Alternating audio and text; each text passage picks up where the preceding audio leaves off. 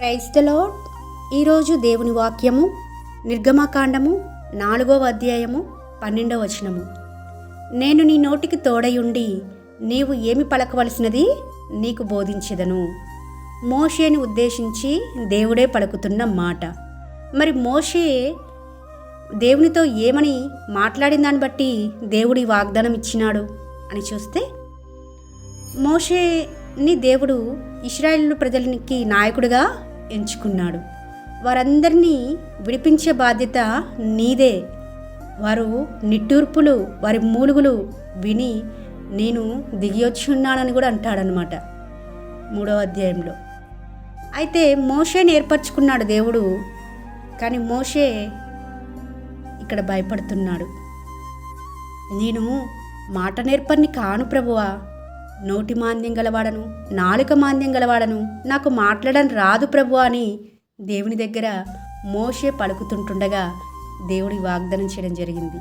నేను నీకు తోడుగా ఉంటాను, నీవేదైతే పలకవలసి ఉందో దాన్ని నీకు బోధిస్తాను, నువ్వు వెళ్ళు, నిన్ను ఏర్పరచుకున్నాను నాయకుడిగా అని అంటున్నాడు.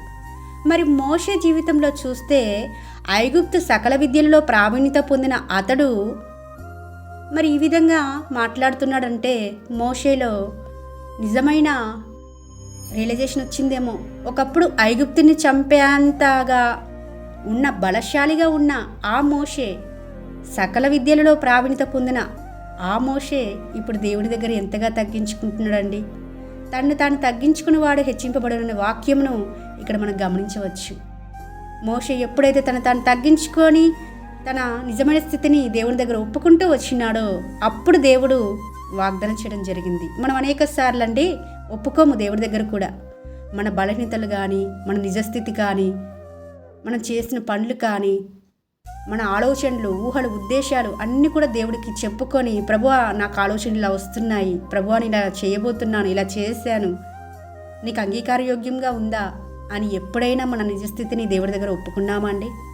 ఒప్పుకోము. దేవుడికి మరుగైనదంటే ఏమైనా ఉందా? ఏమీ లేదు. అయినప్పటికీ అన్నీ తెలిసినప్పటికీ మనం ఒప్పుకోము. కానీ ఇక్కడ మోషే తన నిజమైన స్థితిని దేవుని దగ్గర ఒప్పుకొని తగ్గించుకున్న దాన్ని బట్టి దేవుడే ఆయనకు తోడుగా ఉండి ఆయన పలకవలసిన వాటన్నిటినీ బోధించి మోషేని గొప్ప నాయకుడిగా నడిపించిన విధానం మనకందరికీ సుపరిచితమే. మనల్ని మనం తగ్గించుకొని దేవుని చేతనే బోధింపబడి మన జీవితాలు కట్టుకునే విధంగా దేవుడు ఆ విధంగా సహాయపడాలని మనస్ఫూర్తిగా కోరుకుంటూ మీ సహోదరి ఎలిజబెత్ రాణి.